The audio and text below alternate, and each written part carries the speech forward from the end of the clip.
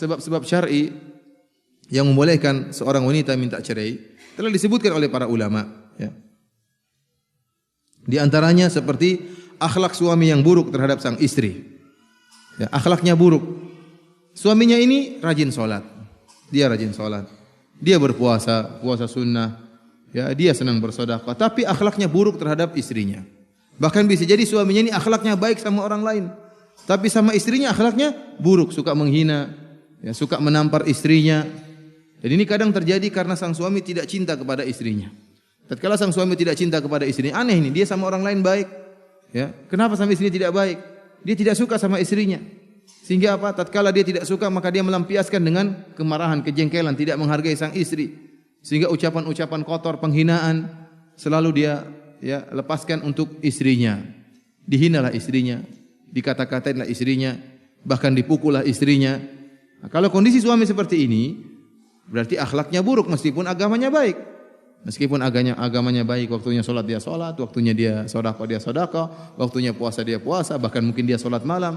Tetapi sama istrinya akhlaknya buruk, maka boleh bagi sang istri untuk minta cerai dari suaminya. Ini sebab yang pertama, akhlaknya buruk. Perkara yang kedua yang bolehkan seorang wanita minta cerai adalah sebaliknya.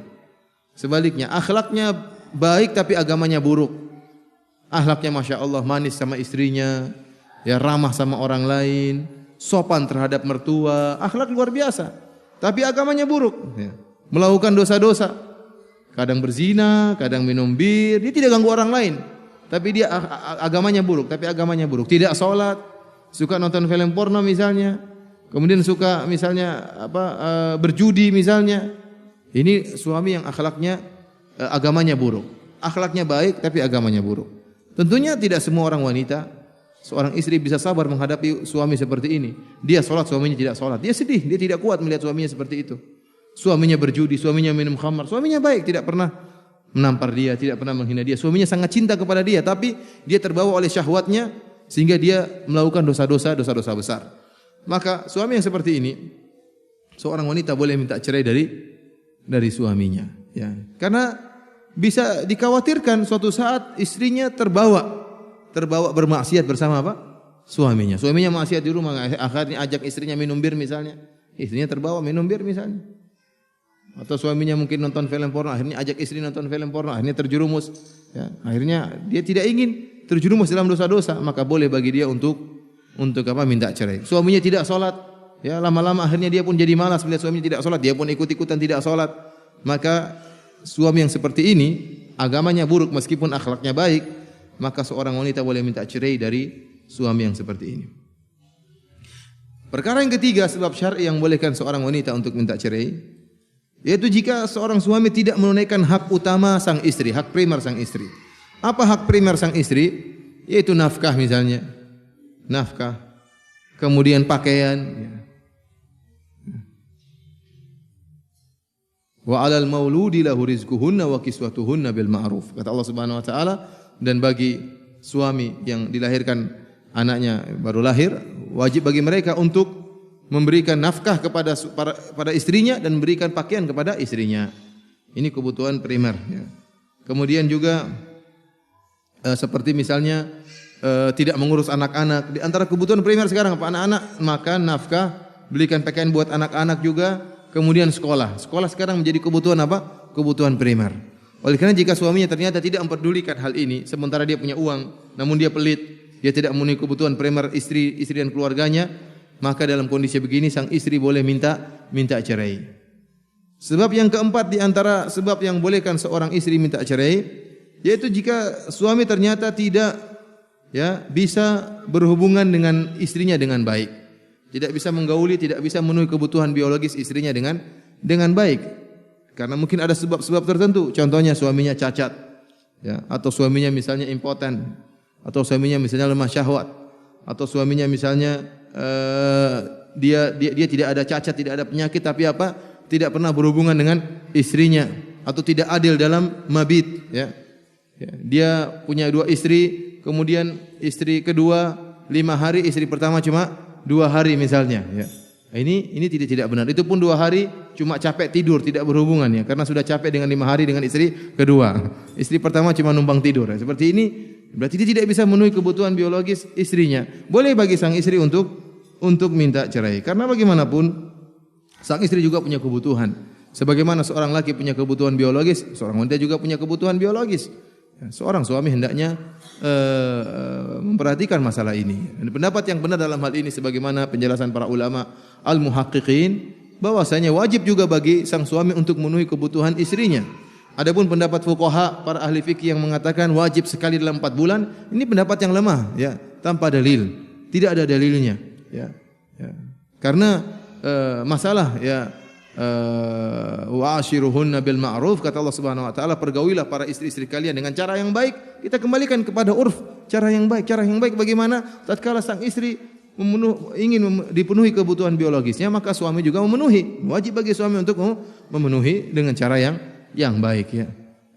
Oleh karena jika kemudian sang istri disia-siakan, tidak digauli sama sekali, ya maka apa fungsinya dia menjadi istri? Bagaimana dia bisa menundukkan pandangannya? Sebagaimana lelaki juga butuh menundukkan pandangan, sebagaimana lelaki juga butuh menjaga kemaluannya, demikian juga seorang istri, seorang wanita butuh untuk menjaga pandangannya dan juga butuh untuk menjaga kemaluannya.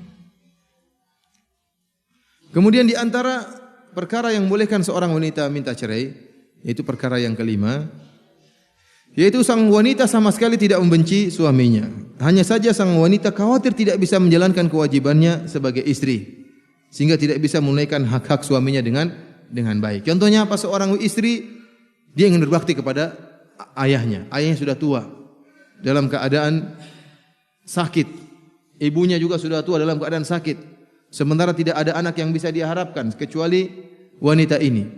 Maka dia pun minta cerai dari suaminya. Kenapa? Kalau dia menjadi istri, dia akan tersita waktunya untuk mengurus kedua orang tuanya, dan dia tahu bahwasanya suaminya punya hak-hak yang harus dia tunaikan.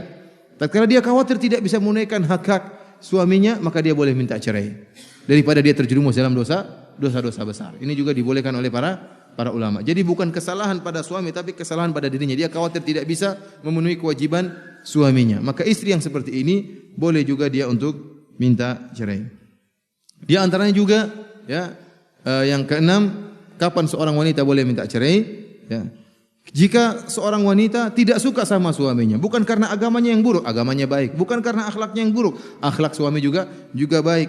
Hanya saja sang istri tidak bisa mencintai sang suami, sama sekali tidak bisa. Dia berusaha untuk mencintai suaminya, tetap aja tidak bisa. Dia sudah berusaha 1 tahun, 2 tahun, 3 tahun untuk mencintai suaminya, tetap aja tidak bisa. Ya. Dia tidak bisa cinta sama suaminya. Padahal kita tahu di antara tujuan pernikahan adalah apa? Wa ja'ala bainakum mawaddatan wa rahmah. Allah menjadikan di antara pasangan suami istri ya kasih sayang, kemesraan dan kecintaan. Tatkala hal ini tidak bisa diraih, ya, kecintaan tidak bisa tumbuh sama sekali, ya bagaimana sang istri bisa ikhlas dalam melayani suaminya sementara dia tidak cinta sama suaminya? Sulit. Bagaimana kemudian sang istri bisa menundukkan pandangannya sementara dia tidak cinta sama suaminya? Maka dia masih terus dalam hatinya berharap mencari lelaki yang lain. Dalam kondisi seperti ini boleh bagi sang istri minta cerai. Ini dibolehkan dalam syariat. Ikhwani fillah azani Allah iyakum, Ibnu Qudamah rahimahullah dalam kitab Al-Mughni berkata, wa jumlatul amri annal mar'ata idza karihat zawjaha li khuluqihi aw khalqihi aw dinihi aw kibarihi aw dha'fihi aw nahwi dhalik wa khashiyat alla tuaddi haqqallahi fi ta'atihi jaza laha an tukhali'ahu bi'iwadin taftadi bihi nafsaha. Kata Al-Imam Ibnu Qudamah rahimahullah, kesimpulannya bahwasanya seorang wanita ya, jika dia benci kepada suaminya karena akhlak suaminya enggak beres, au khuluqihi atau khalqihi ya, atau karena perawakannya yang dia tidak sukai, akhlaknya mungkin enggak beres, atau mungkin akhlaknya beres tapi penampilan postur tubuh suaminya dia tidak sukai, au dinihi atau agamanya tidak dia sukai, au kibari atau suaminya sudah terlalu tua ya, sementara dia masih sangat sangat muda misalnya, au dha'fi atau suaminya ternyata lemah atau yang semisalnya, dan dia khawatir tidak bisa menunaikan hak Allah untuk taat kepada suaminya, maka boleh bagi dia untuk minta khulu dengan syarat dia membayar tebusan untuk menebus dirinya.